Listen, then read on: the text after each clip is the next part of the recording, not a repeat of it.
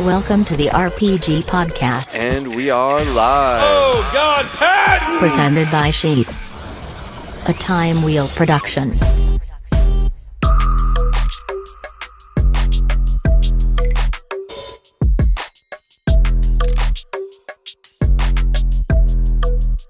Welcome, everyone, to another episode of the Robert Patton Global Podcast. Thank you for coming back. We're here today with Jason House, the owner, CEO, president of Iridium Sports. How's it going, sir? Good. How are you? I'm doing great. It's snowing here. It just started snowing for the first time here in Colorado. Oh, wow. Nice. Yeah. But how are you doing today? Doing good. It's starting to finally get cold in Vegas. Nothing like Denver or in Colorado, but it's getting there. Okay, so you're in Vegas. Yeah. I thought you might be in California with Jacob. Yeah, moved to Vegas once the pandemic hit. Just the UFC is doing so many shows here now. It just made sense. You know, we'd be living in a hotel basically if we're still in California. So, just so that people know, Iridium Sports Agency sponsors represents a lot of the athletes in the UFC and other organizations, and like the champion of the world, Brandon Moreno. Congratulations. Thank you. That's really cool, actually. Let's talk about that, because you started, a sports agency, and I guess the goal would be to get champions, and you have a champion. Tell me about that. This year with Brandon has really been surreal, and it's funny you bring it up, because what I realized was it really didn't hit me until I was in a hotel on his media tour. I think it was 2 weeks after we had won the title, that I finally break down and cry and just really let it all sink in of what 12 years of work had led to. Just to see Brandon have this moment, and Brandon's just the salt of the earth. I just don't think there's a better human being than Brandon Moreno. I just truly feel he's what he deserves everything that he's gotten this year. And it's just been a wild ride, because when we signed him, not many people know this, when we signed him, he was cut from the UFC. Wow. Yeah. And you signed him after he was cut. Yeah, so he was cut. And I didn't know this. He was my wife's favorite fighter. My wife loved Brandon Moreno. And Brandon had beaten Louis Smolka, one of my longtime clients and dearest friends. So not that I had animosity towards him, but I probably wasn't his biggest fan back then, right? I was like, man, he beat us. Forget him. And then my wife's like, oh, I just love him, his personality and his energy. And she'd be in his DMs. Like, hey, you have a manager? I think he'd be great to work with my husband. And I'd be like, babe, stop hitting him up. He's probably has a manager. Don't get us in trouble with anyone. And so finally the opportunity came. Cheeto introduced us. Cheeto said, hey, he's looking for management. And at the time, I didn't know he was cut. So when we signed him, I called the UFC. They informed us that he was released by the UFC. So to go through this whole process of the buildup, win on the regional scene, get back into the UFC, run the gambit that is, the top 15, and then get to that title fight. It's really been a surreal moment. And I'm just forever grateful to be a part of that and a part of his journey in this business.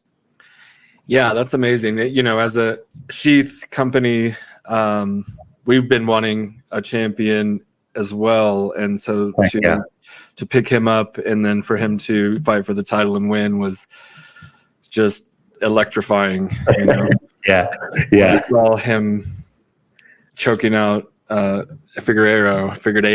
It was I was just like, yes, it was so awesome. So we've been working with a lot of fighters for a couple years now, and that it just really puts the icing on the cake. Right.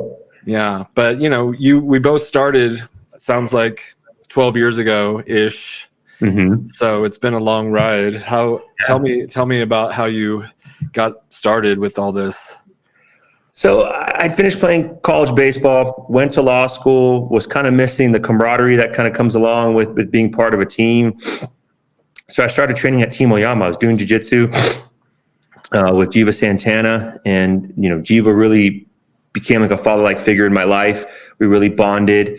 I got introduced to Colin Oyama, another very important figure in my life. And so I was just asking questions and kind of seeing how the industry was working.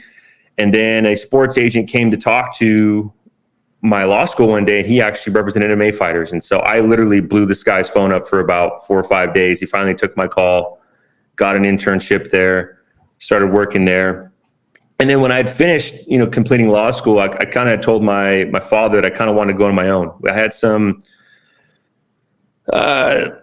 character differences with the owner of that agency, who later get banned by the UFC. I'll leave it by that, at that, and I knew where that was headed. And my father had kind of given me the advice that, hey, you should leave. You should go on your own. You should try this. And worst case, if it doesn't work out, that law firm job would always be there for you.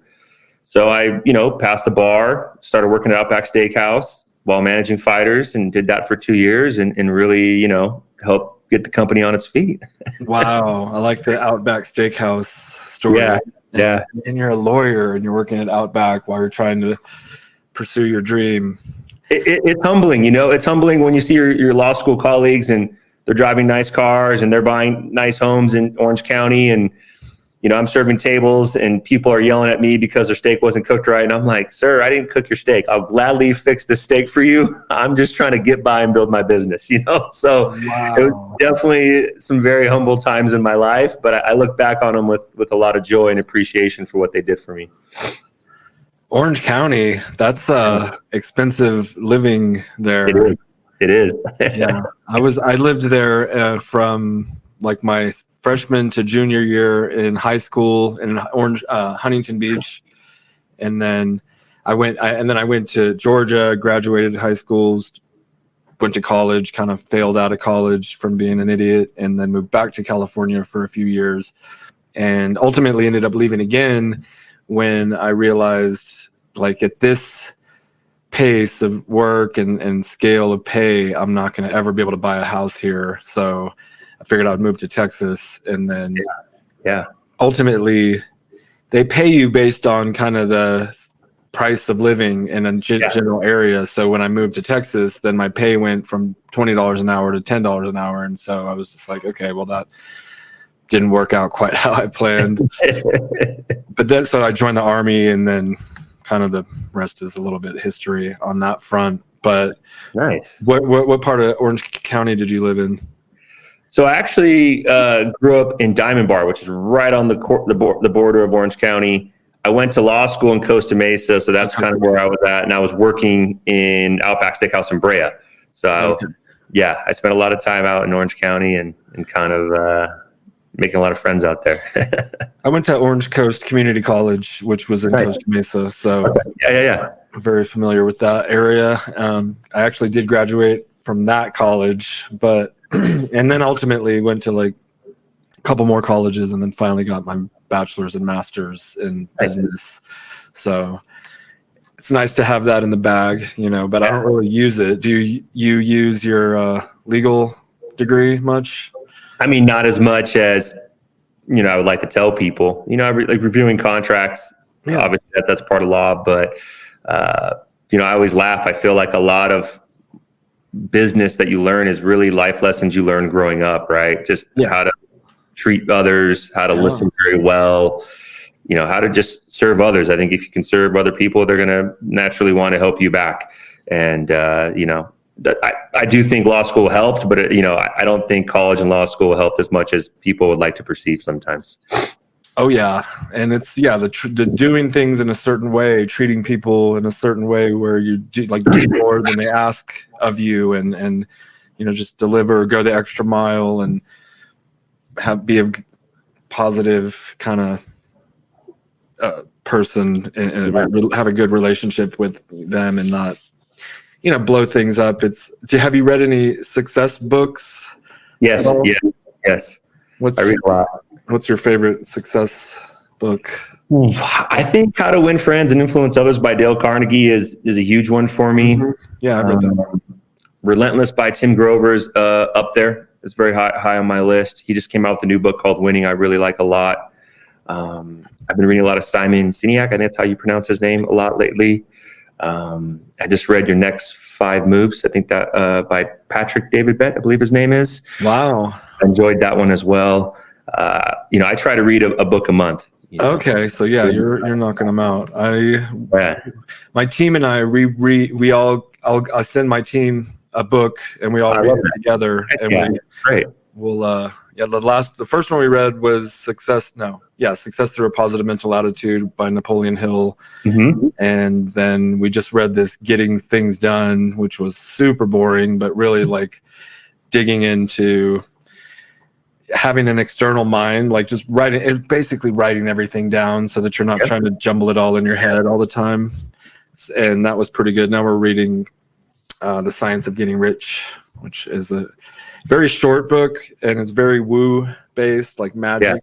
But I like that kind of stuff because I almost feel like the way I got to where I'm at had to be some sort of magical spell because I was just supposed to be a janitor or something in high school or something, not running a multinational business. And as you are, I'm sure you represent athletes all over the world, or at least in multiple countries. Yeah. If you like that type of books, you should check out The Alchemist. It's a really good book. Ooh, yeah, I read it. Yeah, I love that book. Yeah, I'll have to have my team reread that with me because that was just lovely and inspirational. And yes. So you believe in the magic a little bit as well? Yeah, I think people are looking for it elsewhere, but really I think it lies inside of you. And that may sound cheesy and corny at times, but I truly believe we have everything we need inside of us to achieve whatever it is that our heart desires. I think we really have to stay true to the course and stay on. I think that's the hard part, right? I mean, success is never a straight line. It's always, zigzagged up. And I think that's where people have the misconception. Human beings are very resilient. We just need to show it from time to time. And I think that's where the success comes in. And I think that's why I think Brandon Moreno is such a success. It's such a great story because he's had so much adversity in his life, and he just shows up every day. That's all he does. He shows up every damn day, gives it his best. Whether he's the last pick on The Ultimate Fighter, whether he lost the first round of The Ultimate Fighter, where he got back into the UFC, then he gets cut by the UFC, whether he's fighting at an Indian casino in California to get his job back, getting back into the UFC, like he constantly just shows up. And I think that's the key, right? And I think that's why a lot of people are attracted to MMA fighters, because so many of them have amazing stories like that, where they just stay the course. And I think it's not who's good, it's who's left. I think that rings true in business too, right? It's not who's good, it's who's left. Who can stand the test of time, sheath, and do 12 years and keep going and going. And that's the name of the game. People ask me, "Oh, give me some advice." I'm like, stay the course. Don't get, the course. It's not who's good, it's who's left. Yeah, persistence is one of the chapters of Think and Grow Rich, and I have SHEATH tattooed on my back because I actually had a $1 billion idea for a company when I was 20, and kind of half-assedly attempted to make it a reality, but gave up at the first sign of difficulty. And 6 years later, when I saw the product I imagined in my head on the shelves at like Walmart and Lowe's and Home Depot, I was just like a kick in the stomach. If I had just stayed the course, that would have been me, but from that failure, I learned to never give up again. And so when I started SHEATH, I tattooed it on my back, and I just said, I'm never going to quit, because I truly believed in the product. So I knew that it could be successful if I got it out there. And so, that's one thing that definitely have. you can't, like, not every product is going to make it, but if maybe, I don't know, but if you truly believe in it, then other people will believe in it also, is kind of what I was going to get at. And so it sounds, we both stayed the course, and here we are. And I like working with you and Jacob. Shout out to Jacob. He's amazing. He's going to be so good. I always tell Jacob, I'm like, Jacob, you're 25, 26 years old. When you're 37, you're going to be 10 times the agent I ever was. And I'm going to be so happy. I'm going to be clapping, cheering for you.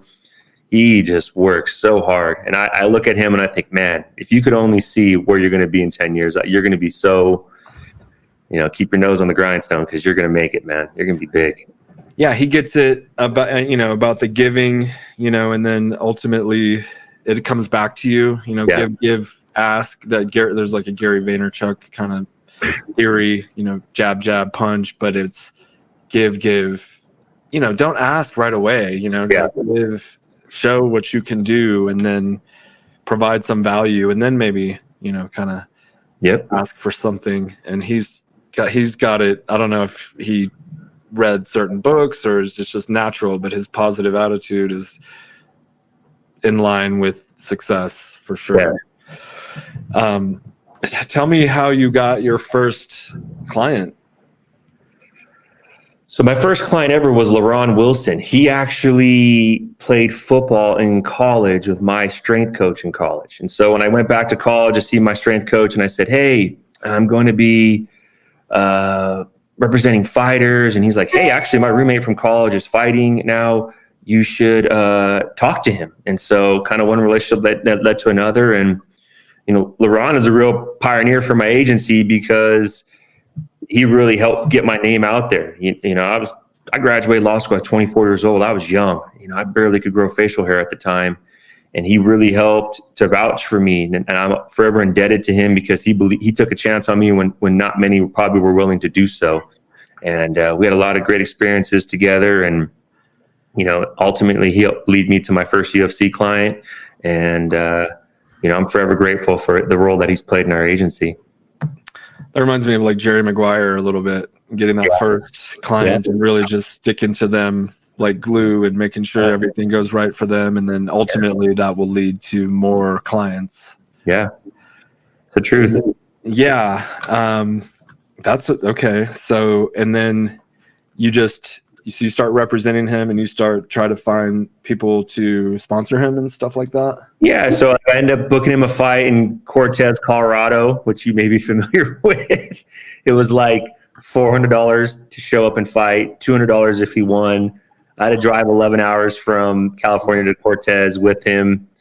He won the fight. It was at the Ute Mountain Casino, I believe it's called. Yeah. And, I was so excited. I left the arena without getting the check. I was so pumped. I was like, this is the best thing ever. This is what I want to do my whole life. This is my calling. I had him like a couple sponsors. I did pretty good for my first fight, I felt like. And, it just took off from there. And I mean, that feeling I'll never forget. I was like, man, it's like a drug to me. I want to do this every day for the rest of my life. This is amazing. Wow. That's inspirational. Like literally 1 year from the time I attended my first MMA fight, I was booking my first MMA fight for a client. Okay. Yeah. And so you've always kind of been a fan of the sport and practitioner? Yeah. So when I'd finished playing college baseball, one of my teammates called me and said, hey man, come over to the house. We have the fights over. And I was just like, yeah, whatever. I'll come watch it. And I went over there and I was just like, oh my gosh, like this is amazing. Then I went and signed up and started training and, started deep diving as far as I could to watch everything and anything. And then the opportunity came at my law school. And I gotta be honest, that was real scary, brother. If I want to be honest with you, 2.5 years in law school. So that's 6.5 years of total school, hundreds of thousands of dollars in tuition and stuff. Thankfully I got quite a few scholarships. You're sitting back going like, I have no idea what I want to do with my life. Like 7 years of school, you're supposed to know like the DA job was not there because Schwarzenegger passed a bill cutting 10% of the workforce. So they told me they couldn't hire me for a year until after I graduated, which I can't sit around for a year. I was working for a construction defect firm and I was like, man, the pay is really good, but I don't really feel good screwing people, right? Like we represented the big development companies. We go in there and say, hey, it's not that bad. We'll give you this. Go away. And just didn't really feel good at all. And you're sitting back going like, man, this is not what I was thinking. Like I really wanted to serve and give to others. This is not what I thought. Right. He doesn't come talk to me and tell me, hey, there's an opportunity for you to be an agent. You're like, what? Really? I can do this? Like I was sold, hooked. And I was obsessed. I was like spending the night at that agent's house. I would like work to the wee hours just trying to get my foot in the door in this business. This episode is brought to you in part by Element Kombucha. It's a new sponsor. We're very excited. They sent me a care package and I drank them all. I can't even show you. I could show you this empty bottle right here, but it's Element Kombucha. They have CBD infusions, THC free, really tasty blends. Kombucha is good for the gut bio. So if you have been taking antibiotics, it's always good to take some probiotics. And Element Kombucha is sponsoring this show. They're supporting us. So we're asking you to support them. They actually have really good prices. It's like $10-15 for a 6 or 8 pack on their different options. They have variety packs, or you can just get the Summer Vibes blend, whatever you want. It's at elementkombucha.com. Promo code RPG11 will save you 11% on your purchase, and they'll know that we sent you, and we would appreciate the support. Last but not least, SHEATHunderwear.com, the greatest underwear on the planet, the underwear of legends, the underwear that keeps your balls from sticking to your legs. That's right. This is the best underwear because it keeps your boys cool. Check out sheathunderwear.com. Back to the show. Okay, so yeah, you went to work for him, because I was thinking, like, what made you think that you could compete in a business where there's already established, I will say this okay, let's backtrack a little bit here. One, because the sport was so young, I was able to have. I'd be able now, looking back on, I was able to get a market share that I probably wouldn't be able to get today, right? You ever read the book Outliers by Maxim Gladwell, where he kind of talks about, like, you have to be born in a certain place in a certain year to hit a certain market at that right time. Like, if I was born 2 years later, the Fox deal for the UFC already hit. There's probably agents infiltrating already at that point. I'm behind. I mean, I literally went to school in Orange County, where a hotbed of MMA was. Mm-hmm. There's only 3 or 4 major agencies. One of them happened to be in Huntington Beach. So there's a lot of things I look back on I felt went my way. But anyways, back to what I was saying. So I started working for him, and I felt like I don't know if he was, I don't say lazy, but he let me do a lot quickly, right? He let me get my foot in the door, and I started realizing, like, wait a minute, I can do this. I can do what they do. I'm good at this. Like, I'm sure you realize there was like an aha moment in your life, like, man, this is my calling. Like, and I'd be listening to him, like, negotiate deals with the UFC and negotiate deals with Dream and Strikeforce at the time and WEC. And I'd hear him on the phone with all these people, and I'm like, okay, that's what he's doing. And he would tell me, I did this, yeah, I switched this, and I went for this. And I'd be like, okay.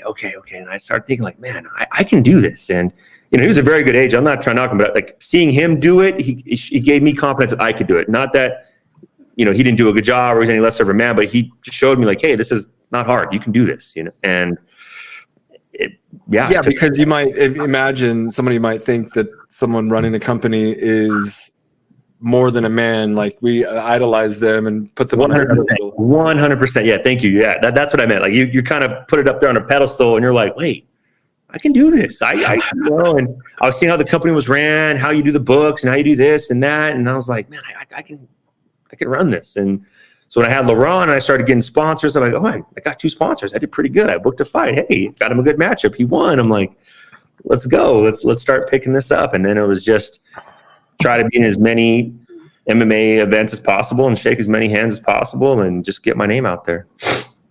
Do you look for fights for your clients that are favorable to your clients, or how does that work? So yeah, kind of like when a majority of our athletes, we sign when they're very young in their career, and we work with the regional promoters to build them up, get them the right fights, kind of, not so much easy fights, but the right fights in their development, right? You kind of pass one test, you go to the next test, and you keep going, because the truth of the matter is, if you fought Sister Mary the Blind from Idaho 5 times and you got 5 wins real quick, when you get to the UFC, you're going to get exposed. You have to do your due diligence and homework on the regional scene so that when they get to the UFC, they're ready to have success there. My job is to prepare them for long-term success and a long-term career. It's not to get them to the UFC. When guys say, hey, I want to sign with you, you can get me in the UFC. It's like, nope, that's not the goal. Let's rephrase this. My goal is to prepare you for long-term success in this business, both inside the cage and outside the cage. And that's what's important. I think that's why the culture of our agency has been successful, because we're preparing them every step of the way for success in every area of their life. I want to serve, get to them. Like if you get them young, you can help them, like, hey, let's find a good accountant for you. Let's get you, make sure you're good with your books. Let's get you a corporation now. Let's get you dialed in here. Let's pay your team on time. Let's be, very good in business, right? Let's turn our medicals to the promoter on time. Let's get the contract in on time, ticket sales, just being very detailed oriented in every area, because I feel like to be a champion, you have to be a champion in every area of your life. I feel like life's going to expose you if you're not a champion in one area of your life. You have to be a champ in everything you do, in your nutrition, in your personal life, in your professional life, in your training. Every area has to be that good. And again, going back to Brandon, seeing that really demonstrated, okay, this is the way. And that's really what it was. Like, people always will say things like, when Brandon became champ, they associated me doing oh, now you're a great agent. I was a great agent before Brandon became champion. All that did was validate that the process led to that result, and our process was proper and correct. And that's the thing that we need to instill into our athletes when they're young, is to put them in that process and make sure they do everything properly so that they can have success down the road. This a quote from Jake Paul, the newest star in the fighting world. Champions do champion shit. And so setting them up like that is setting them up for success, I guess. Champions do champion shit. Yeah. I had something else pretty good. I lost it. Jake saying that, he'll say that and people will but he's not wrong. He's not wrong when he's saying this. He is right. You have to be a champ in every area. And I think that's why it's been contagious. For example, you ever notice when you have a champion in the gym, the gym usually has a ton of success because everyone is feeling that energy, right? Everyone is Brandon had 5 of his teammates get signed to the UFC in a 2-week period this summer on Contenders, because why? They're seeing that, right? You are the 5 people that you hang around with the most. I believe that. These things are a lot of cliche and you hear it all the time and it's an Instagram quote and people are I've seen this enough. It's true. Man, you're having success in your business, and you can attest to this too. It's the simple things like that get it done, right? If you're hanging out with the right people, you're in the right circles, you're gonna end up in the right places. That's just natural. And I feel that champions do champion shit. Well, then, hey, the people around those champions, if they're following and doing that champion shit, well, guess what? They're going to have success too. And it's not hard to figure out. You don't have to reinvent the wheel.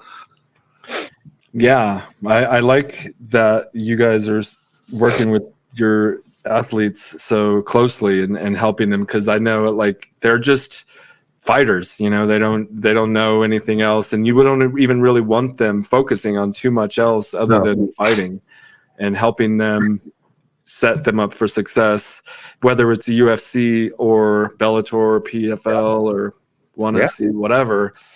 I like how you kind of corrected what some of your athletes who just want to get in the UFC. I mean, there's so many avenues now. Yeah. And some Bellator fighters and some PFL fighters make more than the fighters in the UFC. It's just that name brand, I guess. It's different strokes for different folks. For some people, PFL is going to be a great fit. For others, it'll be Bellator. And for some, it's going to be the UFC. And I think if you, take it case by case with each client, you'll find the best route for them. And that's really what we try to do at the agency. I have some clients in PFL that have had a ton of success. Some in Bellator have done an amazing job. And we have athletes in the UFC that are doing extremely well. I always try to keep an open mind and figure out what's the best path for that athlete in this point in their career.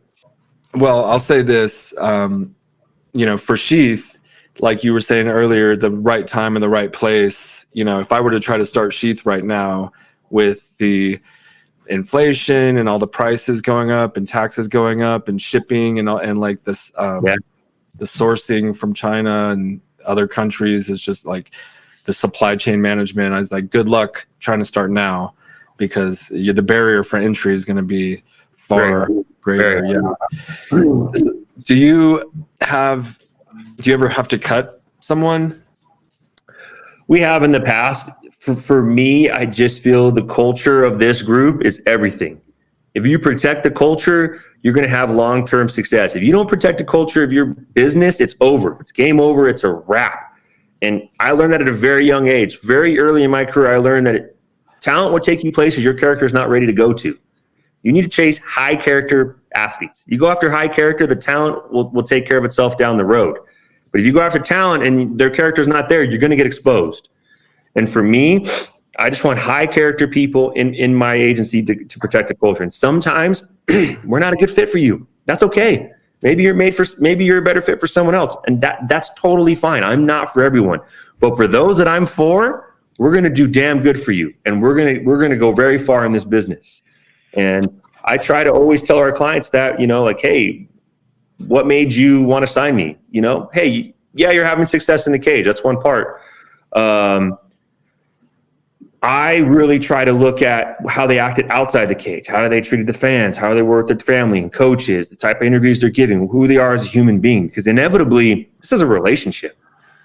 We're really gonna do some. People really don't understand how hard this sport is at times. And I really, the UFC started to give a little more behind the scenes look at people, like, the thrill and the agony. They do that little series, and I don't understand the nerves and the energy that go into fighting for a million people when you win and lose.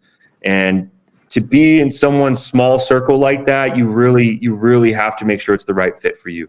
And, I really pride myself in that. And we've had to let a few clients go in the past because they just didn't fit our culture. And that's okay. That's totally, So no John Jones. Probably those types of people. I don't know John Jones personally enough. I've never worked with him, so I can't really speak on experience. I have some people that say they love him to death, and I've had some people say they had a poor experience. For me, I always try to wait out to see how my experience is with you before I make a claim. Because I'll be honest, I represent clients now that maybe in the past I thought I had a maybe preconceived notion about. And I'm like, dude, I really like him or her. They're amazing. And so, you never judge a book by its cover. And I think as long as you protect the culture, and that's going to make hard decisions, hard to let people go at times, but you have to do what's best for the group and what's best for the whole. And right now I feel like we have a great group of athletes that I'm very proud of. Yeah, I'm loving a lot of the people we're working with. James Krause, for one, he's my best friend. I love so cool. Krause. Yeah, he's like the coolest dude, and then he just so happens to back it up with his fighting, and then his coaching is just every UFC event, and even non-UFC events, you're hearing his name, because he's representing, like, coaching all these fighters who are excelling. It was really cool because James is one of my closest friends, and that fight week for the title fight, I'll be honest with you, I'll be 100% forthright. I was nervous as all hell. There was so many thoughts going into my head, out of my head, and so I really just focused on serving Brandon all week long. In my head, I'm like, you know what? I'm just going to serve him and just ignore. Once if you don't win, you couldn't win the big one. Kind of like a college coach, right? You haven't really made it till you won the big one, and you're kind of dealing with all these demons in your head a little bit. And James was just such a rock all week, and he was like, dude, you guys got this. This is your week, Jay. Put your shoulders back. You're going to get it.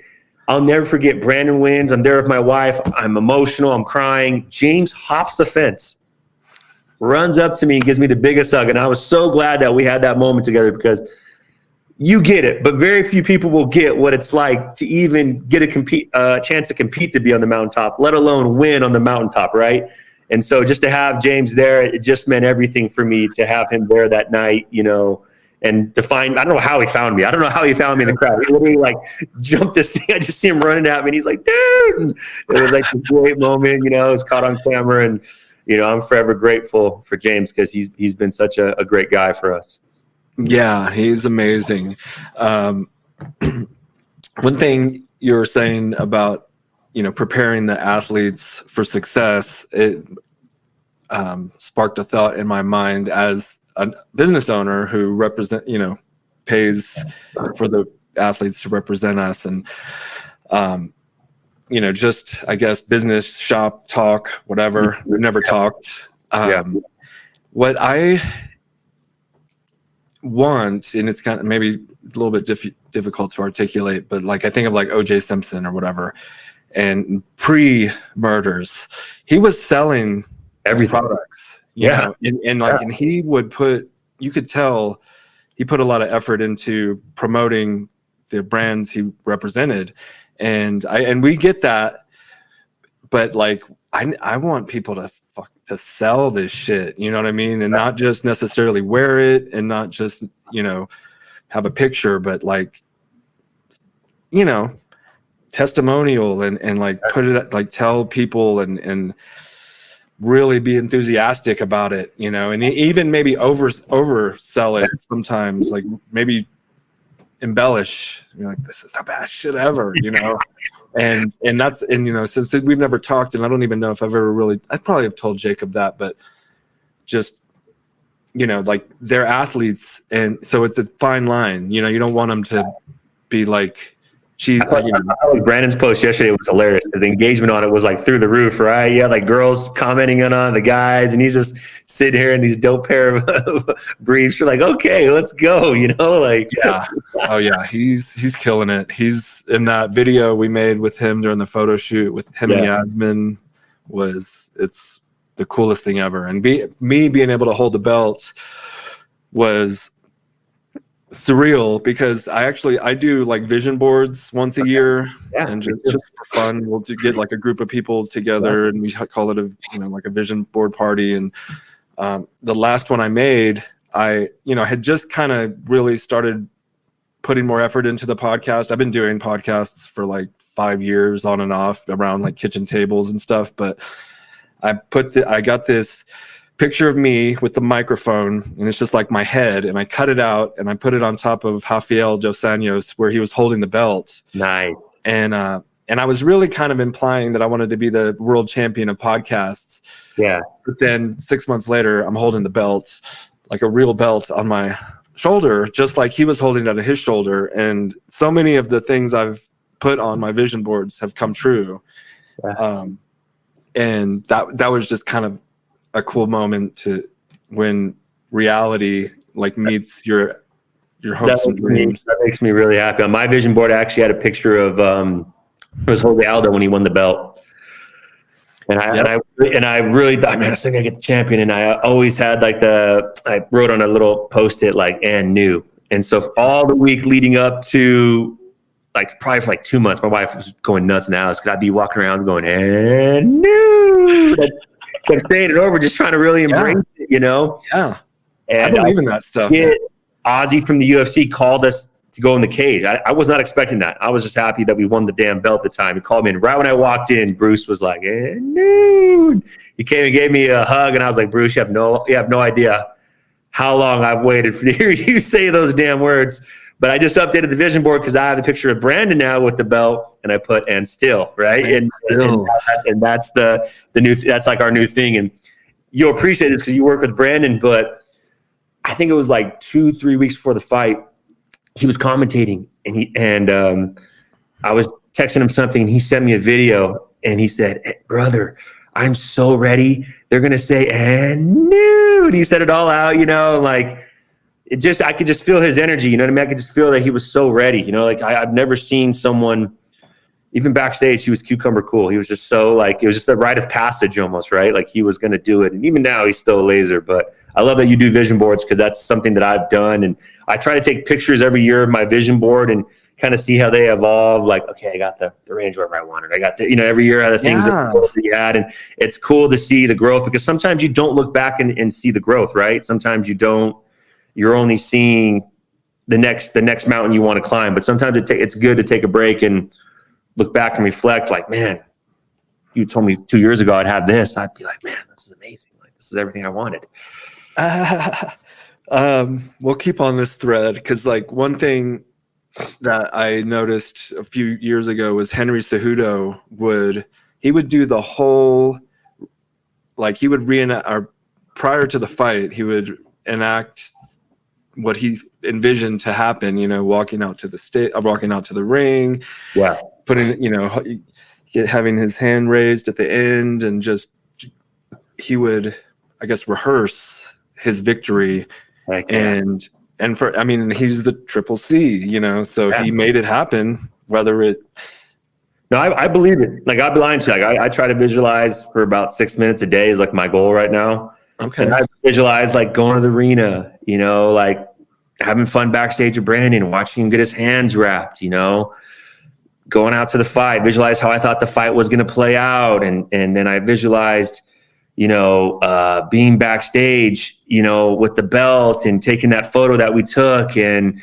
You know, Entourage was always like my favorite show growing up, right? I love Entourage because no matter what, all they had was each other, right? That group of guys, they went through Hollywood together and thought, man, I'm going to take this photo. And even at the award show last weekend, right? Like we took this photo that I was dreaming about of us in tuxes, and we cleaned house, took home 3 awards. And, you know, I try to visualize those things. And when they come, it was like, I told my wife the next morning, I was like, man, that literally went exactly how I thought about it. Like even to the hug and kiss that I gave you, to being in the cage, to Brandon embracing me, to Brandon handing me the belt, you know, and you're like, oh my God, like it's finally here, you know? So it's cool to see that you do it too. And it's always good to meet people that are in that space because, you know, sometimes, like I said, again, it sounds cheesy, right? People are like vision boards, or, you know, you're doing this. But it's like, I truly believe you have to see it before you could ever do it. I truly believe if you can't even picture it, it's no way it's going to happen. If you can't picture yourself doing the things that you're dreaming about, there's no way. Right. Conceive, believe, achieve. Yeah. I mean, I was visioning the after party, who I wanted there. You know, I'm doing shots with certain people. Like in my head, I had it all. You know, like what the next contract was going to look like in my head. Like I, you know, had it all dialed into my head, and man, I was like, dude, this works.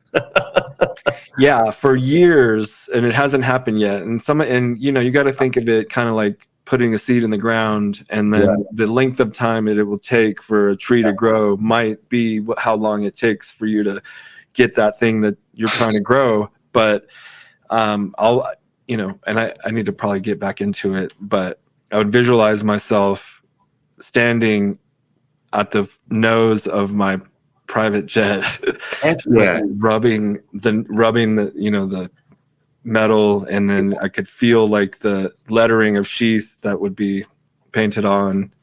And, you know, like to me, that is a pinnacle of success if you have a plane, you know, your own personal. No, but I think you have to. And I think I call it stretching, right? Like you got to stretch to grow, and you kind of have to, you know, you're like, oh, I don't want to think about that. That's never going to happen. Or, you know, and I'm like, no, you know, like now the goals change, right? Like now when I visualize, I'm like, dude, I need to make Brandon like Canelo, like Julio Cesar Chavez, like some of these Mexican greats, you know. And, you know, a real good coach that we work with, Coach Dave, he told me once, he said, you know, Jay, you're doing good. You've had a good couple years, but if you really want to do it, you got to run a decade. You got to fuck a decade up, you know? And I was like, in my head, like at the time, it was like, I think it was like 2019, maybe when we just started really, I thought, growing in this business. I was like, oh, he said, you got to run a decade. You want to be a great, you got to run a whole decade, start to finish. And then people really, that's your legacy. And he's right? Like you see some of these college programs, like Coach K at Duke basketball, or Dan Gable, Iowa wrestling, or John Wooden used to, I mean, dude, they were dominating for almost 2 decades. Yeah. And you kind of have to do that, right? But I think to do that, you constantly have to keep moving the marker on your visualization. You got to keep, absolutely. You got to keep doing it so that you can look back and say, man, I've served and given to a lot of lives. And I hope when I die, my funeral is packed with people that are, you know, that can die in their lives in some way, shape, or form, you know? And I think it's cool what SHEATH does, because you guys are really grassrooting. You know, you're working with a lot of stars of tomorrow and stars of today. And I think that's great that you're doing that, because, man, like that money makes a huge difference, right? Like, I mean, that'll get them to stay the path and to help them keep the course. And, you know, it's a beautiful thing to see, you know, and it makes me happy to be partnering with you guys and other people that are really bought into the cause and can see the value in these athletes and where they're headed. And like I said, like whenever Brandon makes a post, it blows my mind. You know, it blows my mind because 2 years ago, we didn't know how we were going to feed the family. And now he's, you know, got a great pair of your briefs on. And there's more comments on that post than he had followers probably a year ago, right? Like, if you really think about it, if you really start, like, that's gnarly when you think about it. You're like, man, like, life's a wild ride. Totally is. It is. And then seeing all the girls comment, I'm like, man, he's kind of a sex symbol. Like, go Brandon. Like, you know, like, let's go Brandon. Surely, you know, I'm not trying to cause trouble. I'm just saying, though, it's just crazy how you can change and just how when it happens so fast. I think it's like a slingshot, right? Like you're going backwards, you don't see yourself going, and then all of a sudden when it goes forward, it just goes 110 miles an hour. And you're like, oh man, we're doing it. I think I texted Jacob to do a post saying something like "Let's go, Brandon," just to be funny. People have been telling me you got to make sure to say "Let's go, Brandon," and I told Brad, I said, "Bro, your next fight, the crowd's gonna chant "Let's go, Brandon" for sure. Like this is gonna happen." But just, I don't think he's like, okay, like whatever, you know. He's not registering the political. Yeah, he's focusing. Yeah, he's such a good dude. He's just focusing on training and his family. That's all he cares about. Yeah, he's amazing. Are there any up and coming rising stars that you're, preparing to be? Yeah, this 2022 class that we have is a great class. A lot of good athletes that we're developing right now that I'm very excited for contenders. It's going to be a great year. And, I think every recruiting class we've had lately has just been a standout class. I'm just very happy. And, shows like Fury FC and LFA, they're doing CFFC. These shows are putting on amazing opportunities for these athletes to grow and develop and to get their opportunity to compete for the big show. Yeah, and they're great events. I've been to the LFA and Fury here in Colorado, and just being right next to the cage, and I get the seats I got at the LFA fight in Vail were right next to where when they walked out. Heck yeah. They walked right by me, and I was just high-fiving them all as they were coming out, and a couple of the fighters ended up coming and like sitting at our table to watch the fight. Because we had the best seats, and that was cool just to be able to hang out with them. And I'm getting to know all their names, because when I used to hear Rogan talking about fighters that weren't in the UFC, and I'm like, how do you even know who they are? And now I know a lot of fighters like Javier and this Josh and a lot of guys that are up and coming, and I assume will make their way to the UFC pretty soon. Kobe Jones, we got quite a few guys that are going to be from that Vail card. Will be who'd you say? Kobe Jones, Javier. I got quite a few guys coming up are going to be hammers. Yeah. Who was I? Oh, Terrence McKinney. He's gonna. Yeah. When I talk about what a difference a year makes, he was 2 straight losses. Not on anyone's prospect board, goes out and racks out 5 wins. I mean, and then he got like the fastest or second fastest knockout in UFC history, right? Yeah. On his debut. You're still not going like, oh my gosh, like that's what I'm saying. The process will reward you. It really will. So that made me think of like the looks of the fighters. It's harsh to say, but like if they're better looking, they're more marketable, and I feel like that is like a weird factor in the whole representing at least SHEATH, but also just the organizations. I feel like they favor the better looking people, like Paige Van Zandt, even though she wasn't like a winner, like a great winner. They featured her a lot because she was pretty, and Conor McGregor, whatever. He's a good looking guy. No homo, whatever. And and I guess a lot of them are because they're fit and they're young and healthy. But I guess you can't really say whether that plays a factor in whether or not you sign someone. I mean, it doesn't play a factor when I sign someone. Obviously, I mean, you said it from a brand standpoint, I'm sure good looks help, but I always believe if someone has good energy and they're able to promote themselves and sell themselves, like people get behind you. You don't have to be.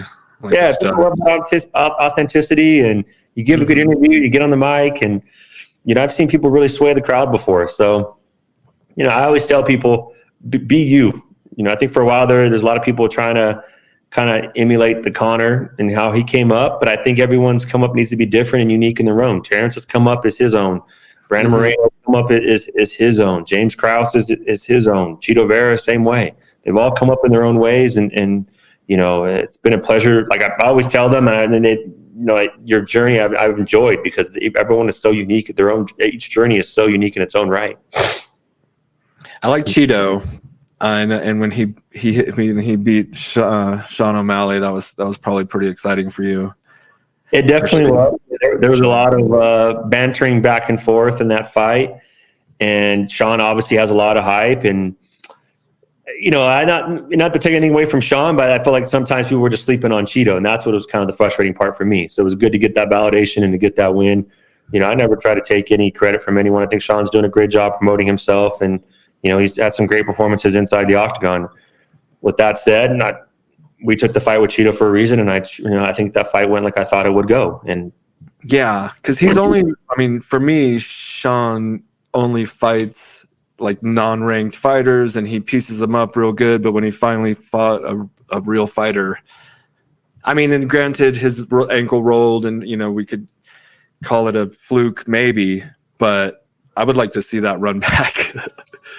I mean, like I said, he's passed, in Sean's defense, he's passed the test that were been put in front of him. So good for him, Again, I just felt like people just at that point in time, like now I feel like Cheeto's getting the respect he deserves. He's ranked number 8 in the world. He's really moved up the ladder, and I think people recognize the force that he is. Oh yeah. I just felt at the time that people were downplaying it, even that win, but those kicks, they make the leg go numb. They're and people don't understand that, and people that are in the sport knew that it wasn't that he rolled his ankle. Those kicks made the difference. Oh yeah. And like I said, I'm happy for Cheeto. Cheeto lived with me when he moved to America. He married me and my wife. He was our ordained minister. Whoa. He's a very close part of my family, and just seeing how far he's come. I mean, if you saw the small town in Ecuador that he came from, it'll make you believe anything is possible in this world. Anything is possible. When you see how small his town is, and there's no MMA, no jiu-jitsu or anything, and he came up and did all that and founded a jiu-jitsu school, and it's been amazing just how far he's gone and how far he's going to continue to go. And his next fight, we're in negotiations now. I can't say too much, but I think it will be a main event. And I'm happy for him to get those opportunities because he deserves them. Oh yeah, he's amazing. I really enjoy him, and hearing that story of him coming from Ecuador and rags to riches, baby. Yeah. Do you guys represent Jillian Anderson? Is that someone? Who? Jillian Anderson? No. No. I think. Yeah. Okay. Because we've sponsored her a little bit, and I forget who I go through to sponsor certain fighters, and we've stopped. But this past weekend, she was the first fighter on the card, and she ended up choking the girl out. But during the process of choking her opponent out, the girl reached back and was trying to gouge her eyes out. Yeah. What the heck? Yeah, that was pretty. I watched almost every fight this past weekend. Was really good. It was a great card. 6 hours. I was just sitting there watching fights and really getting into it. I love the game, and I love the fighters. And like you said at the very beginning, people like the story of these fighters because it's just the will to succeed, and the belief in themselves, and the getting back up when they've taken a loss. And it's like Rocky, it's not how many times you can get hit, it's how many times you can get back up or whatever, or how hard you can hit, but how hard you can get hit and get back up. Yeah, I messed that up. I got to work on that one.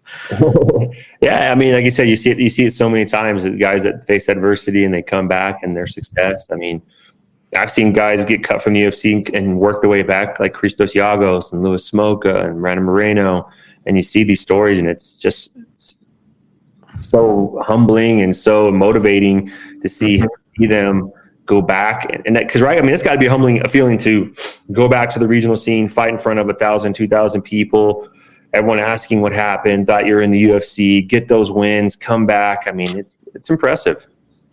Yeah, and I look at it sort of like a metaphor for life. That's life in the cage. You're battling against the world, and do or die, or and you can just coast through life and not really think of life that way. But if you're kind of an animal and you want to be the king of the mountain, like a lion, that's what those guys are doing. And seeing them do it every day in, day out, weekend, there's fights every weekend.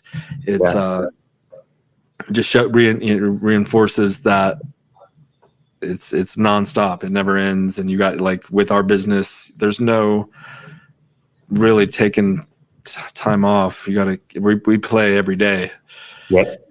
And one of the we paused earlier because I was having moment, but because I was thinking like too many thoughts at the same time, and one of the things I was thinking also is like on my vision board, I have like on each one now, I always put multiple people. They might not be a champion, but they have their hands raised. It's that moment right when they won, and they're like, yeah. And they say in these success books that you want to feel as though you have the thing that you're wanting. It says you already have it, and that and what that would feel like. And I kind of like imagine myself with X amount of dollars in the bank, which I know it's not all about the money. I know that, but that, but having that feeling, because I imagine like if I had $1 million deposited in my bank, I'd be feeling like, oh, I have a picture of Dustin Poirier when he won. Nice. He didn't win this weekend, but when he won, and he's like, just that moment. It's just a moment, but you capture that and you put it in a bottle, and that feeling is like nothing else. Like I imagine it's better than sex or heroin or anything. Oh, it's got to be. Yeah, right. And but just for a second, and then you can like reflect back on it, but that feeling is kind of what I'm chasing in my effort of building Sheath to be a successful business. You work hard for that very small moment. Yeah, that very, very small moment. And then I'll never forget, we won the title, and on a Saturday, and Sunday we're celebrating doing this, and on Monday Jiva, my jiu-jitsu coach this day, texted me and basically said, get your ass back to work. Like the same bus victory party is the same bus that will take you back through hell again to go do it again. And you want that moment. You want that moment with Brandon in the cage. You want to feel that exhilaration. You better get your butt back in there and run it all over again, because I guarantee Figueiredo's coming out like a bat out of hell, right? I'm sure Figueiredo's coming in 109.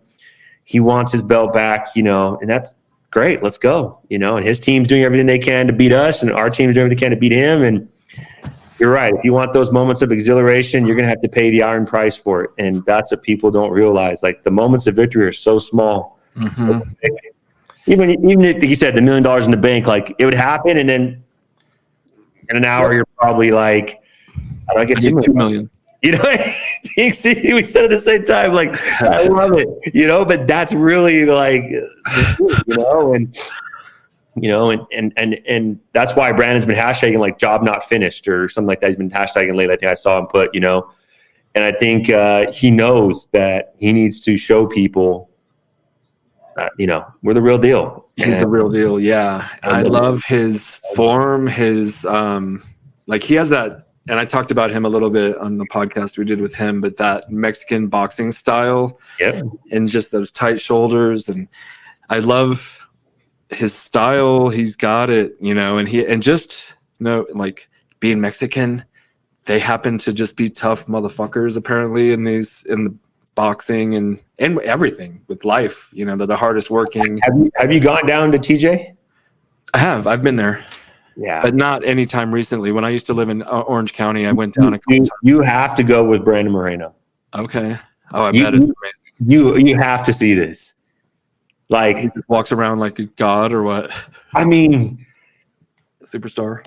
I feel like there's pressure. I feel like when the people are crying and they're so happy to see you, and they're telling you what a difference you've made and how much how proud they are to be a Mexican because of him, and I know, I don't want to call it a burden. I'll say the responsibility that is upon him and how serious he takes it.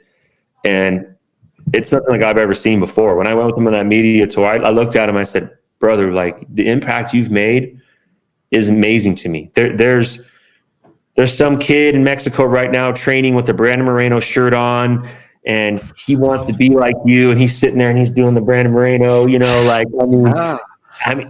I said, you'll never know like the trickle down effect that you'll have the rest of your life. Like by you accomplishing your dream, you've motivated and allowed others to achieve theirs down the road. And I don't think sometimes he realizes it because again, he's focused. He knows what he has to do. but from someone a part of his team, it's amazing to see just how he handles it with such grace and the responsibility that he has, because man, that town is over the moon for him.